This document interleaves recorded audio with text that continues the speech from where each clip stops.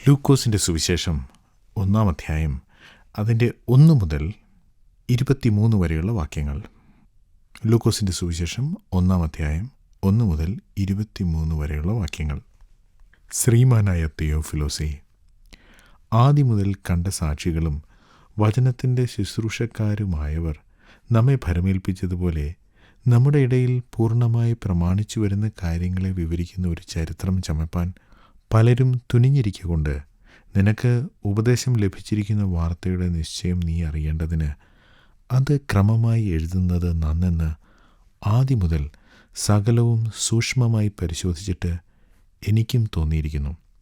യഹൂദ രാജാവായ ഹെരോദാവിൻ്റെ കാലത്ത് അബിയാക്കൂറിൽ സഖര്യാവ് എന്നു പേരുള്ള ഒരു പുരോഹിതൻ ഉണ്ടായിരുന്നു. അവൻ്റെ ഭാര്യ അഹരോൻ്റെ പുത്രിമാരിൽ ഒരുത്തിയായിരുന്നു. അവൾക്ക് എലിസബത്ത് എന്നു പേർ. ഇരുവരും ദൈവസന്നിധിയിൽ നീതിയുള്ളവരും കർത്താവിൻ്റെ സകല കൽപ്പനകളിലും ന്യായങ്ങളിലും കുറ്റമില്ലാത്തവരായി നടക്കുന്നവരും ആയിരുന്നു. എലിസബത്ത് മച്ചിയാകൊണ്ട് അവർക്ക് സന്തതിയില്ലാഞ്ഞു. ഇരുവരും വയസ്സ് ചെന്നവരുമായിരുന്നു. അവൻ്റെ കൂറിൻ്റെ ക്രമപ്രകാരം ദൈവസന്നിധിയിൽ പുരോഹിതനായി ശുശ്രൂഷ ചെയ്തു വരുമ്പോൾ പൗരോഹിത്യ മര്യാദ പ്രകാരം കർത്താവിൻ്റെ മന്ദിരത്തിൽ ചെന്ന് ധൂപം കാട്ടുവാൻ അവന് നറുക്കുവന്നു. ധൂപം കാട്ടുന്ന നാഴികയിൽ ജനസമൂഹമൊക്കെയും പുറത്ത് പ്രാർത്ഥിച്ചുകൊണ്ടിരുന്നു.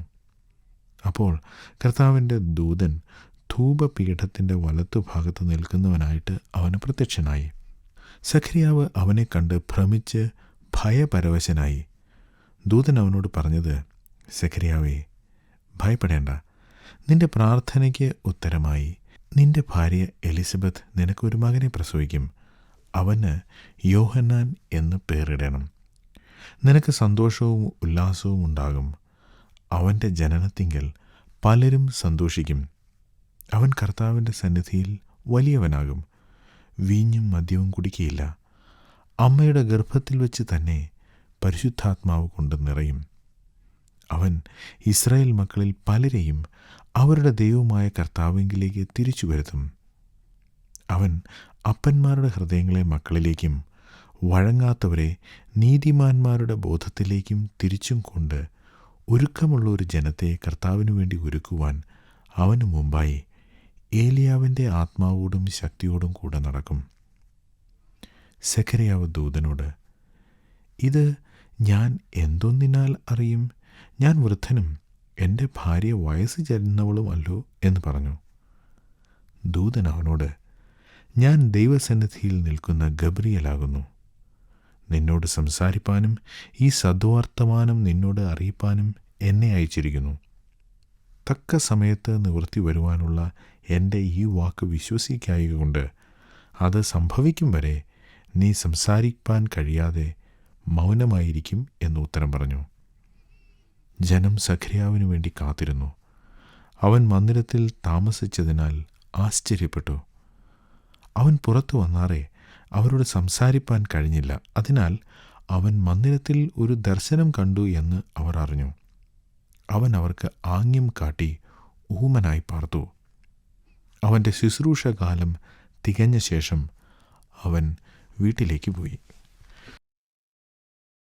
പുതിയ നിയമം യേശുക്രിസ്തുവിൻ്റെ ജീവചരിത്രമാണ്, യേശുക്രിസ്തുവിൻ്റെ പഠിപ്പിക്കലുകളാണ് എന്നാണ് പൊതുവെ ആളുകൾ ധരിച്ചിരിക്കുന്നത്. അത് ശരിയുമാണ്. ഇത് എഴുതിയത് യേശുക്രിസ്തുവിൻ്റെ ശിഷ്യന്മാരാണ് എന്നുമാണ് നാം സാധാരണ കരുതുന്നത്. അതും ഒരു പരിധിവരെ വാസ്തവമാണ്. എന്നാൽ ഒരു വ്യക്തി, അദ്ദേഹം യേശുക്രിസ്തുവിൻ്റെ ശിഷ്യനല്ലായിരുന്നു എന്ന് മാത്രമല്ല, യേശുക്രിസ്തുവിൻ്റെ നാട്ടുകാരൻ പോലുമല്ലായിരുന്നു. അദ്ദേഹം ഒരു മക്കദോന്യക്കാരനായിരുന്നു, ഒരു പക്ഷേ ഗ്രീക്കുകാരനായിരുന്നിരിക്കാം. അദ്ദേഹത്തിൻ്റെ പേരാണ് ലൂക്കോസ്. പുതിയ നിയമത്തിൽ യഹൂദനല്ലാത്ത, യേശുക്രിസ്തുവിൻ്റെ ശിഷ്യനല്ലാതിരുന്ന ഒരാൾ എഴുതിയ ഒരു സുവിശേഷമാണ് ലൂക്കോസിൻ്റെ സുവിശേഷം. ലൂക്കോസ് ഈ സുവിശേഷം മാത്രമല്ല എഴുതിയത്, അപ്പോസ്തല പ്രവൃത്തികൾ എന്ന പുസ്തകവും എഴുതിയത് ലൂക്കോസാണ്. ഈ ലൂക്കോസ് ആരാണ് എന്നതിനെക്കുറിച്ചൊരു വിശദമായ പഠനം നടത്തേണ്ട ആവശ്യമുണ്ട് എന്നെനിക്ക് തോന്നുന്നില്ല. എങ്കിലും ചില കാര്യങ്ങൾ പ്രാരംഭത്തിൽ തന്നെ സൂചിപ്പിക്കുന്നത് നന്നായിരിക്കും എന്ന് കരുതുന്നു. ലൂക്കോസ് മക്കദോന്യക്കാരനായിരുന്ന ഒരു വ്യക്തിയായിരുന്നു എന്ന് കരുതപ്പെടുന്നു. അദ്ദേഹം അപ്പോസ്തലനായ പൗലോസിൻ്റെ കൂടെ തൻ്റെ മിഷണറി യാത്രകളിൽ പങ്കെടുത്തിരുന്നു എന്ന് അപ്പോസ്തല പ്രവർത്തികളിൽ നാം കാണുന്നു. ചില സ്ഥലങ്ങളിൽ ഞങ്ങൾ അവിടെ നിന്ന് പോയി എന്ന് പറയുന്നുണ്ട്. അതിൻ്റെ അർത്ഥം പൗലോസിനോടൊപ്പം ലൂക്കോസ് യാത്ര ചെയ്തിരുന്നു എന്ന് കാണാം. അദ്ദേഹം ഒരു വൈദ്യനായിരുന്നു എന്നും പൗലോസ് അപ്പോസ്തലൻ്റെ അന്ത്യനാളുകളിൽ തന്നോടൊപ്പം വിശ്വസ്തനായി നിന്ന ഒരു വ്യക്തി ലൂക്കോസ് ആയിരുന്നു എന്നും പുതിയ നിയമത്തിൻ്റെ പല ഭാഗങ്ങൾ പഠിക്കുമ്പോൾ നമുക്ക് കാണാൻ സാധിക്കും. അതിൻ്റെ വിശദാംശങ്ങളിലേക്കൊന്നും ഞാൻ കടക്കുന്നില്ല. യഹൂദനല്ലാതിരുന്ന, യേശുക്രിസ്തുവിൻ്റെ ശിഷ്യനല്ലാതിരുന്ന ലൂക്കോസ് യേശുക്രിസ്തുവിൻ്റെ ചരിത്രം എഴുതുവാൻ തയ്യാറായി. അത് ദൈവവചനത്തിൻ്റെ ഒരു ഭാഗവുമാണ്. എന്തുകൊണ്ടാണ് ദൈവം ഇത് അനുവദിച്ചത് എന്ന് ന്യായമായി നമുക്ക് തോന്നും. ലൂക്കോസിൻ്റെ സുവിശേഷം അല്പം വേറിട്ട് നിൽക്കുന്നു. ലൂക്കോസിൻ്റെ സുവിശേഷത്തിന് മറ്റ് സുവിശേഷങ്ങളിൽ ഇല്ലാത്ത ചില പ്രത്യേകതകളുണ്ട്. അതിലേറ്റവും പ്രധാനപ്പെട്ടത് താൻ പറഞ്ഞിരിക്കുന്ന ചില ഉപമകളും കഥകളുമാണ്. ഉദാഹരണത്തിന് നല്ല ശമര്യക്കാരൻ്റെ ഉപമ, മുടിയൻ പുത്രൻ്റെ ഉപമ, ധനവാന്റെയും ലാസറിൻ്റെയും കഥ. ഇതൊന്നും മർക്കോസിൻ്റെയോ മത്തായിയുടെയോ സുവിശേഷത്തിലില്ല, യോഹന്നാൻ്റെ സുവിശേഷത്തിലുമില്ല. അപ്പോൾ മറ്റ് സുവിശേഷ എഴുത്തുകാർ എഴുതാത്ത ചില കാര്യങ്ങൾ ലൂക്കോസ് എഴുതിയിട്ടുണ്ട് എന്നത് ഈ സുവിശേഷത്തെ പ്രത്യേകതയുള്ളതാക്കി മാറ്റുന്നു. ഞാൻ നേരത്തെ പറഞ്ഞല്ലോ, മത്തായി യഹൂദന്മാരായവർക്ക് വേണ്ടി എഴുതി, മർക്കോസ് റോമിലുള്ള കഷ്ടപ്പെടുന്ന വിശ്വാസികൾ വായിക്കുവാൻ വേണ്ടി എഴുതിയതാണ് എന്ന് മനസ്സിലാക്കാം. എന്നാൽ ലൂക്കോസ് ഈ സുവിശേഷം പ്രാഥമികമായി എഴുതിയത് ഒരു വ്യക്തിക്ക് വേണ്ടിയാണ്. സുവിശേഷം തുടങ്ങുന്നത് തന്നെ ശ്രീമാനായ തിയോഫിലോസെ വ്യക്തിപരമായി എഴുതിയ ഒരു വ്യക്തി ഒരു വ്യക്തിക്ക് എഴുതിയ ഒരു കത്താണ് ലൂക്കോസിൻ്റെ സുവിശേഷം. ഈ സുവിശേഷം എഴുതാൻ എന്താണ് കാരണമെന്നും അദ്ദേഹം വളരെ സംക്ഷിപ്തമായി ആദ്യത്തെ വാക്യങ്ങളിൽ പറയുന്നുണ്ട്. ആദ്യം മുതൽ കണ്ട സാക്ഷികളും വചനത്തിൻ്റെ ശുശ്രൂഷകന്മാരുമായവർ നമ്മെ ഭരമേൽപ്പിച്ചതുപോലെ നമ്മുടെ ഇടയിൽ പൂർണ്ണമായി പ്രമാണിച്ചു വരുന്ന കാര്യങ്ങളെ വിവരിക്കുന്ന ഒരു ചരിത്രം ചുമപ്പാൻ പലരും തുനിഞ്ഞിരിക്കൊണ്ട് നിനക്ക് ഉപദേശം ലഭിച്ചിരിക്കുന്ന വാർത്തയുടെ നിശ്ചയം നീ അറിയേണ്ടതിന് അത് ക്രമമായി എഴുതുന്നത് നന്നെന്ന് ആദ്യം മുതൽ സകലവും സൂക്ഷ്മമായി പരിശോധിച്ചിട്ട് എനിക്കും തോന്നിയിരിക്കുന്നു. ആദ്യം മുതൽ കാര്യങ്ങൾ കണ്ട സാക്ഷികളുണ്ട്. യോഹന്നാൻ സ്നാപകൻ്റെ ജനനം മുതൽ ഉള്ള കാര്യങ്ങൾ ലൂക്കോസിൻ്റെ സുവിശേഷത്തിൽ ആ കാര്യങ്ങളൊക്കെ പറഞ്ഞിട്ടുണ്ട്. അതിന് ദൃക്സാക്ഷികളായിരുന്ന ആളുകൾ തിയോഫിലോസിൻ്റെ കാലത്ത് ജീവിച്ചിരുന്ന ആളുകളോട് പറഞ്ഞ സാക്ഷ്യം. ദൈവവചനത്തിൻ്റെ ശുശ്രൂഷകന്മാരായവർ അവർ ഭരമേൽപ്പിച്ചു കൊടുത്തത് എന്ന് വെച്ചാൽ യേശുക്രിസ്തുവിൻ്റെ പഠിപ്പിക്കലുകൾ മറ്റുള്ളവർക്കൊക്കെ പറഞ്ഞ് മനസ്സിലാക്കി കൊടുക്കുകയും ഒരേ രീതിയിൽ പഠിപ്പിക്കുകയും ചെയ്തവർ. ഈ രണ്ട് കൂട്ടരുടെയും വാക്കുകളുടെ അടിസ്ഥാനത്തിൽ ദൈവവചനം വിശ്വസിച്ച് യേശുക്രിസ്തുവിൻ്റെ ശിഷ്യന്മാരായി തീർന്നവർ പൂർണ്ണമായി പ്രമാണിച്ചു വരുന്ന ചില കാര്യങ്ങളുണ്ട്. അവരുടെ ജീവിത രീതി, അവർ ചെയ്യുന്ന കാര്യങ്ങൾ, അത് ദൈവവചന പ്രകാരമാണ്. അത് അവർ പൂർണ്ണമായി പാലിക്കുന്നുണ്ട്. ഇങ്ങനെയൊക്കെ ചെയ്യുന്നതിൻ്റെ കാരണം എന്താണ് എന്ന് നിങ്ങളൊന്ന് അറിഞ്ഞിരിക്കണം. വല്ലവരുടെയും വാക്കുകൾ കേട്ടിട്ടല്ല, പാരമ്പര്യമായ ചില കാര്യങ്ങൾ ചെയ്തിട്ടല്ല, മറിച്ച് ഈ കാര്യങ്ങളൊക്കെ നാം ചെയ്യുന്നത് അതിന് ചില അടിസ്ഥാനമുണ്ട്. ദൈവവിശ്വാസികളെ നോക്കി ചില ആളുകൾ പറയും നിങ്ങൾ അന്ധവിശ്വാസികളാണെന്ന്. അന്ധവിശ്വാസം എന്ന് പറഞ്ഞാൽ ശരിയായ തെളിവുകൾ നമ്മുടെ വിശ്വാസത്തിനെതിരായി ഉണ്ടെങ്കിലും അതിനെതിരെ കണ്ണടയ്ക്കുന്നവരാണ് അന്ധവിശ്വാസികൾ. എത്ര തെളിവുകൾ ഉണ്ടെങ്കിലും സമ്മതിക്കാത്തവർ. എന്നാൽ തെളിവുകളിൽ ഉള്ള കാര്യം വിശ്വസിക്കുന്നവർ അന്ധവിശ്വാസികളല്ല. അതാണ് ലൂക്കോസ് ഇവിടെ ചെയ്യുന്നത്. നീ വിശ്വസിക്കുന്ന കാര്യങ്ങൾക്ക് വാസ്തവത്തിൽ വളരെ ഉറപ്പുള്ള ചില തെളിവുകളുണ്ട്. ആ തെളിവുകൾ ഞാൻ നിനക്ക് ക്രമമായി എഴുതുവാൻ ആഗ്രഹിക്കുന്നു. അതാണ് ലൂക്കോസ് ആദ്യം പറയുന്നത്. താൻ പറയുന്ന മറ്റൊരു കാര്യം, ഈ ചരിത്രം ചമപ്പാൻ മറ്റു പലരും തുനിഞ്ഞിട്ടുണ്ട് എന്ന് വച്ചാൽ വേറെ സുവിശേഷങ്ങൾ എഴുതപ്പെട്ടിട്ടുണ്ട് എന്നാണ് അതിൻ്റെ അർത്ഥം. വേദപണ്ഡിതന്മാർ പറയുന്നത് മർക്കോസിൻ്റെ സുവിശേഷമാണ് ആദ്യം എഴുതിയത് എന്നാണ്. അങ്ങനെയെങ്കിൽ ലൂക്കോസ് മർക്കോസിൻ്റെ സുവിശേഷമോ അല്ലെങ്കിൽ മത്തായിയുടെ സുവിശേഷമോ കണ്ടു കാണും. അതിനെക്കുറിച്ച് ലൂക്കോസിന് അറിവുണ്ടായിരുന്നിരിക്കും. ആ സുവിശേഷങ്ങൾ ഉണ്ടായിരുന്നിട്ടും ലൂക്കോസ് എന്തുകൊണ്ടാണ് മൂന്നാമതൊരു സുവിശേഷം എഴുതിയത് എന്ന ചോദ്യം പ്രസക്തമാണ്. അതിൻ്റെ ഉത്തരം ഞാൻ ഇതിനു മുമ്പ് തന്നെ പറഞ്ഞു കഴിഞ്ഞു. മറ്റ് 2 സുവിശേഷങ്ങളിലും ഇല്ലാത്ത ചില കാര്യങ്ങൾ ലൂക്കോസ് പ്രത്യേകമായി എഴുതിയിട്ടുണ്ട്. മാത്രമല്ല, മത്തായി സുവിശേഷം യഹൂദന്മാരുടെ രാജാവായ മെശിഹയെ യേശുക്രിസ്തുവിനെ പരിചയപ്പെടുത്തുന്നു. മർക്കോസ് ദൈവത്തിൻ്റെ ദാസനായ കർത്താവായ യേശുക്രിസ്തുവിനെ പരിചയപ്പെടുത്തുന്നു. യോഹന്നാൻ ദൈവപുത്രനായ യേശുക്രിസ്തുവിനെ പരിചയപ്പെടുത്തുന്നു. എന്നാൽ ലൂക്കോസ് ഒരു സമ്പൂർണ്ണ മനുഷ്യനായ യേശുക്രിസ്തുവിനെ പരിചയപ്പെടുത്തുന്നു. അപ്പോൾ 4 സുവിശേഷങ്ങളും 4 തരത്തിലാണ് യേശുക്രിസ്തുവിനെ വരച്ച് കാണിക്കുന്നത്. ലൂക്കോസ് യേശുക്രിസ്തുവിനെ ഒരു സമ്പൂർണ്ണ മനുഷ്യനായി കാണിക്കുന്നു.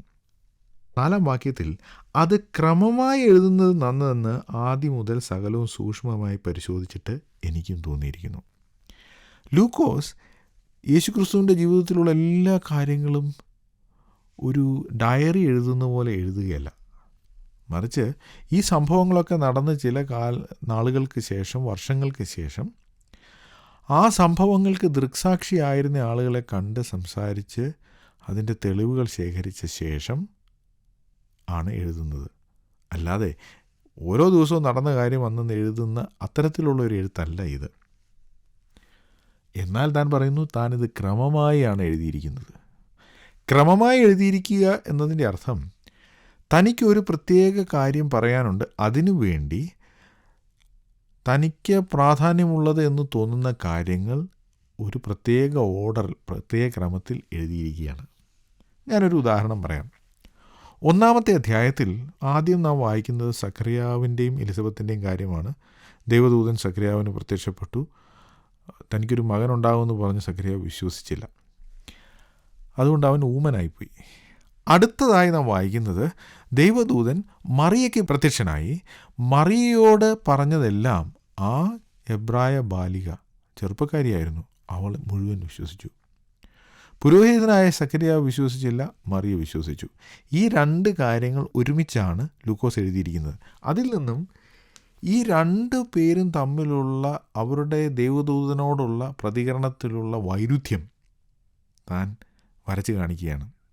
ഈ 2 കാര്യങ്ങളും ഒരുമിച്ച് എഴുതിയിരിക്കുന്നത് കൊണ്ട് നമുക്ക് അവരുടെ വിശ്വാസ ജീവിതത്തിലുള്ള വൈരുദ്ധ്യം കാണാൻ സാധിക്കും.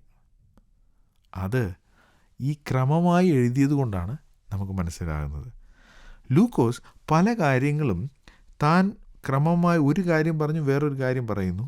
അത് രണ്ടും കൂടെ കമ്പയർ ചെയ്യുമ്പോഴാണ് നമുക്ക് താൻ പറയുന്ന ആശയം കൂടുതൽ വ്യക്തമാവുക. ലൂക്കോസ് പിന്നെ തൻ്റെ എഴുത്തിനെക്കുറിച്ച് പറയുന്ന മറ്റൊരു കാര്യം, ഞാൻ സൂക്ഷ്മമായി പരിശോധിച്ചിട്ടാണ് ഇത് എഴുതിയിരിക്കുന്നത്. ഇതിൻ്റെ അർത്ഥം ലൂക്കോസ് അനേക ആളുകളോട് വ്യക്തിപരമായി സംസാരിച്ചു എന്നാണ്. ഞാനൊരു ഉദാഹരണം പറയാം. മറ്റ് സുവിശേഷകന്മാരൊക്കെ പത്രോസ് യേശുവിനെ തള്ളിപ്പറഞ്ഞ കാര്യം പറഞ്ഞിരിക്കുന്നു. എന്നാൽ ലൂക്കോസ് ഒരു പ്രത്യേക കാര്യം പറയുന്നുണ്ട്. പത്രോസ് തള്ളിപ്പറഞ്ഞു, 3 പ്രാവശ്യം തള്ളിപ്പറഞ്ഞു കഴിഞ്ഞപ്പോൾ കോഴി കൂകി കഴിഞ്ഞപ്പോൾ കർത്താവ് തിരിഞ്ഞ് പത്രോസിനെ നോക്കി.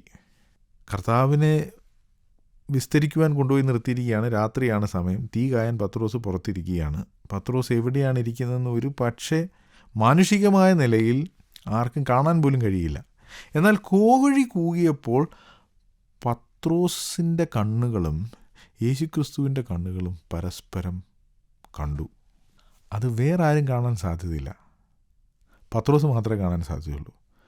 ലൂക്കോസ് അതിനെക്കുറിച്ച് എഴുതിയിട്ടുണ്ടെങ്കിൽ അതിൻ്റെ അർത്ഥം ലൂക്കോസ് പത്രോസിനോട് ഈ കാര്യങ്ങളെക്കുറിച്ച് സംസാരിച്ചിട്ടുണ്ടെന്നാണ്. വ്യക്തിപരമായ ആളുകളെ ഇൻ്റർവ്യൂ ചെയ്ത് ആളുകളോട് സംസാരിച്ചിട്ടാണ് താൻ ഈ സുവിശേഷം എഴുതിയിരിക്കുന്നത്. അതുകൊണ്ട് തന്നെ വളരെയധികം വിശദാംശങ്ങൾ ഈ സുവിശേഷത്തിൽ നമുക്ക് കാണാൻ സാധിക്കും. തിയോഫിലോസ് ഒരു പക്ഷേ വളരെ ഉന്നത നിലയിലുള്ള ഒരു ഉദ്യോഗസ്ഥനായിരുന്നിരിക്കാം. ശ്രീമാനായ തിയോഫിലോസെ എന്നാണല്ലോ വിളിക്കുന്നത്. ലൂക്കോസിൻ്റെ സുവിശേഷത്തിൽ കാണുന്ന മറ്റൊരു പ്രത്യേകത, പൊതുവെ സമൂഹത്തിൽ നിന്ന് പുറന്തള്ളപ്പെട്ടവർ, യഹൂദ സമൂഹത്തിൽ നിന്ന് പുറന്തള്ളപ്പെട്ടവർ, അങ്ങനെയുള്ള ആളുകൾക്ക് യേശുക്രിസ്തു എന്തുമാത്രം പ്രാധാന്യം നൽകി എന്ന് തൻ്റെ സുവിശേഷം വ്യക്തമാക്കുന്നു. സ്ത്രീകൾ, കുഷ്ഠരോഗികൾ, പുറജാതികൾ, ശമര്യക്കാർ, ഇവർക്കൊക്കെ യേശുവിനടുത്ത് വരാമായിരുന്നു. യേശുവിന് അവരോട് അനുകമ്പയുണ്ടായിരുന്നു. യേശു അവരെ സഹായിച്ചു എന്ന് ഈ സുവിശേഷം നമ്മെ പഠിപ്പിക്കുന്നു. മത്തായി സുവിശേഷം പരിശോധിച്ചാൽ ദൂതൻ സംസാരിച്ചത് യോസെഫിനോടാണ്. യോസെഫിനാണ് പ്രാധാന്യം. എന്നാൽ ലൂക്കോസിൻ്റെ സുവിശേഷത്തിൽ അതേ കാര്യം ദൂതൻ മറിയയോട് സംസാരിച്ചതായിട്ടാണ് നാം വായിക്കുന്നത്. യഹൂദന്മാർ സ്ത്രീകളുടെ സാക്ഷ്യത്തിന് വില കൊടുത്തില്ല. എന്നാൽ ലൂക്കോസ് അങ്ങനെയല്ല. പുറജാതിക്കാരനായ തിയോഫിലോസിന് എഴുതുമ്പോൾ സ്ത്രീയുടെ സാക്ഷ്യത്തിന് വിലയുണ്ട്. മറിയയുടെ പാട്ടും എലിസബത്തിൻ്റെ പാട്ടും ഒക്കെയാണ് ലൂക്കോസ് എഴുതിയിരിക്കുന്നത്. സഖര്യാവിൻ്റെ പാട്ടുമുണ്ട്, എങ്കിലും മറിയയുടെ പാട്ടിനാണ് പ്രാധാന്യം. ഇനി നമുക്ക് താൻ പറയുന്ന ആദ്യത്തെ സംഭവത്തിലേക്ക് നോക്കാം. സഖര്യാവും എലിസബത്തും പ്രായമുള്ള ആളുകളായിരുന്നു. സഖര്യാവ് പുരോഹിതനാണ്, ലേവി ഗോത്രക്കാരനാണ്, അഹരോൻ്റെ കുടുംബത്തിൽ നിന്നുള്ളവനാണ്. അവർ നല്ല ആളുകളായിരുന്നു. പക്ഷേ ദൈവം അവർക്ക് മക്കളെ കൊടുത്തില്ല. എലിസബത്ത് മച്ചിയായിരുന്നു എന്നതാണ് അതിൻ്റെ കാരണം. ഇങ്ങനെയൊക്കെയാണെങ്കിലും അവർ ഇരുവരും ദൈവസന്നിധിയിൽ നീതിയുള്ളവരും എല്ലാ കൽപ്പനകളും ന്യായങ്ങളും കുറ്റമില്ലാത്തവരായി അനുസരിക്കുന്നവരുമായിരുന്നു. എന്നിട്ടും അവരുടെ ജീവിതത്തിൽ ഈ കുറവ്, ഈ ശാപമുണ്ടായിരുന്നു. ഒരു ദിവസം അന്നത്തെ രീതി അനുസരിച്ച് നുറുക്കെടുപ്പിലൂടെ സഖര്യാവിന് ദേവാലയത്തിൽ ശുശ്രൂഷ ചെയ്യുവാനുള്ള അവസരം വന്നു. താൻ ദേവാലയ ശുശ്രൂഷയ്ക്കായി പോയി അവിടെ ധൂപം കാട്ടുകയാണ്. ധൂപം കാട്ടുവാൻ ദേവാലയത്തിനകത്ത് ചെന്നപ്പോൾ അവിടെ ദൈവദൂതൻ ധൂപപീഠത്തിൻ്റെ വലതുഭാഗത്ത് നിൽക്കുന്നത് കണ്ടു. ദേവാലയം അതിനുള്ളിലേക്ക് കയറാൻ ഒരു വഴിയേ ഉള്ളൂ. ജനലുകളൊന്നുമില്ല. മഹാപുരോഹിതൻ മാത്രമേ അതിനകത്തേക്ക് കയറുകയുള്ളൂ. ധൂപം കാട്ടാൻ പോകുന്ന പുരോഹിതൻ, വേറെ ആരും ദേവാലയത്തിനകത്ത് കയറുകയില്ല. അത് വിശുദ്ധ സ്ഥലമാണല്ലോ. ഈ സ്ഥലത്ത് പുരോഹിതൻ ധൂപം കാട്ടാൻ കയറുമ്പോൾ ഭയഭക്തിയോടെയാണ് കയറുന്നത്. എന്തെങ്കിലും സംഭവിച്ചാൽ വീണ് മരിക്കാനിടയുണ്ട്. അങ്ങനെയുള്ള ഭക്തി ആദരവോടുകൂടിയാണ് അകത്ത് കയറുന്നത്. ഒരിക്കലും വേറൊരാൾ അവിടെ നിൽക്കുന്നത് പുരോഹിതൻ പ്രതീക്ഷിക്കില്ല. അതുകൊണ്ടാണ് ദൂതനെ കണ്ടപ്പോൾ സഖര്യാവ് ഭയപ്പെട്ടത്. പലരും കരുതുന്നത് പോലെ ദൈവദൂതന്മാർ മനുഷ്യർക്ക് പ്രത്യക്ഷരായപ്പോൾ അവർക്ക് ചിറകുകളോ വലിയ പ്രകാശമോ അവരുടെ ശരീരം മുഴുവൻ തിളങ്ങുകയോ ഒന്നും ചെയ്തില്ല. പഴയ നിയമത്തിലുള്ള ഉദാഹരണങ്ങളെല്ലാം നോക്കിയാൽ നമുക്കത് മനസ്സിലാവും. അബ്രഹാമിൻ്റെ വീട്ടിൽ ദൈവദൂതന്മാർ വന്നു. 3 പുരുഷന്മാരെന്നേ പറയുന്നുള്ളൂ. ചിറകുള്ളവരായിരുന്നെങ്കിൽ മറ്റുള്ളവർ അവരെ വിളിച്ച് വീട്ടിൽ കൊണ്ടുപോകാനെ. അവരെ വീട്ടിലേക്ക് വിളിക്കാൻ ആർക്കും തോന്നിയില്ല. സാധാരണ 3 പുരുഷന്മാർ. നാം എബ്രായ ലേഖനത്തിൽ വായിക്കുന്നത് അബ്രഹാം അറിയാതെ ദൈവദൂതന്മാരെ സൽക്കരിച്ചു എന്നാണ്. അറിഞ്ഞില്ല, സാധാരണ മനുഷ്യർ. ഗിദെയോന് ദൈവദൂതൻ പ്രത്യക്ഷനായപ്പോൾ ഗിദെയോനും മനസ്സിലായില്ല ദൈവദൂതനാണെന്ന്. ഒരു പുരുഷൻ. ശിംശോൻ്റെ മാതാപിതാക്കൾ, അവർക്കും ദൈവദൂതൻ പ്രത്യക്ഷനായി. പക്ഷെ ഒരു മനുഷ്യനെന്നാണ് അവർ പറയുന്നത്. അവൻ അപ്രത്യക്ഷനായി കഴിഞ്ഞപ്പോഴാണ് അത് ദൈവദൂതനായിരുന്നു എന്ന് അവർക്ക് മനസ്സിലായത്. അപ്പോൾ ദൈവദൂതൻ പ്രത്യക്ഷനാകുമ്പോൾ മനുഷ്യരൂപത്തിലാണ് പ്രത്യക്ഷനായത്. കണ്ടവർക്ക് വിശേഷിച്ചൊന്നും തോന്നിയില്ല. എന്നാൽ ഇവിടെ ഭയപ്പെടേണ്ട എന്ന് പറഞ്ഞിരിക്കുന്നതിൻ്റെ കാരണം, ദേവാലയത്തിനകത്ത് മറ്റാരും വരാൻ സാധ്യതയില്ലാത്ത സ്ഥലത്ത് ഒരു വ്യക്തിയെ കണ്ടപ്പോൾ താൻ ഭയപ്പെട്ടു. അതുകൊണ്ട് ഭയപ്പെടേണ്ട എന്ന് പറഞ്ഞു. അതുമാത്രമല്ല, ഒരുപക്ഷേ സഖര്യാവ് വിചാരിച്ച് കാണും ഇത് വല്ല കള്ളനുമാണോ. കാരണം ദേവാലയത്തിനകത്ത് സ്വർണവും മറ്റ് വിലപിടിപ്പുള്ള സാധനങ്ങളുമുണ്ട്. അത് മോഷ്ടിക്കാൻ ആരെങ്കിലും വന്നതാണോ എന്ന ഭയം ഉണ്ടാകാനും സാധ്യതയുണ്ട്. അതെന്തുമാകട്ടെ, ദൂതൻ പറഞ്ഞു, നീ ഭയപ്പെടേണ്ട. നിന്റെ പ്രാർത്ഥന ദൈവം കേട്ടിരിക്കുന്നു. എന്താണ് പ്രാർത്ഥന? സഖര്യാവിൻ്റെയും എലിസബത്തിൻ്റെയും പ്രാർത്ഥന എന്താണെന്ന് ദൂതൻ തന്നെ പറയുന്നുണ്ട്. ഇവർ ഒരു കുഞ്ഞിനു വേണ്ടി വളരെ നാളുകൾ പ്രാർത്ഥിച്ചു. ഇപ്പോൾ ഇവർക്ക് 2 പേർക്കും പ്രായമായി. ഇനിയിപ്പോൾ ഇവർക്കൊരു കുഞ്ഞ് ജനിക്കുമെന്നുള്ള പ്രതീക്ഷ അവർക്കില്ല. അങ്ങനെ ഇരിക്കുമ്പോഴാണ് ദൂതൻ വന്ന് സഖര്യാവിനോട് ഈ നല്ല വാർത്ത പറയുന്നത്. നിൻ്റെ പ്രാർത്ഥന ദൈവം കേട്ടു. ദൈവം നിനക്ക് ഒരു മകനെ തരാൻ പോകുന്നു.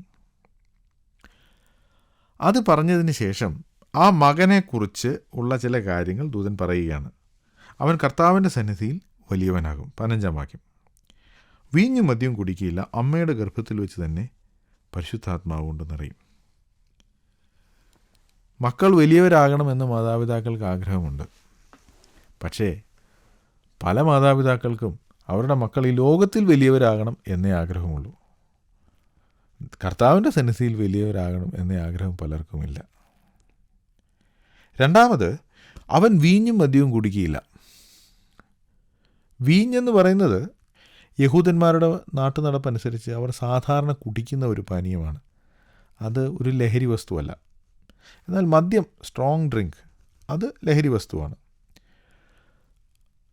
ഈ വീഞ്ഞ് നാം സാധാരണ നാരങ്ങ വെള്ളമോ അല്ലെങ്കിൽ എന്തെങ്കിലും ജ്യൂസോ കുടിക്കുന്നത് പോലെ തന്നെ അവരുടെ നിത്യജീവിതത്തിൽ കുടിച്ചുകൊണ്ടിരുന്ന ഒന്നാണ്.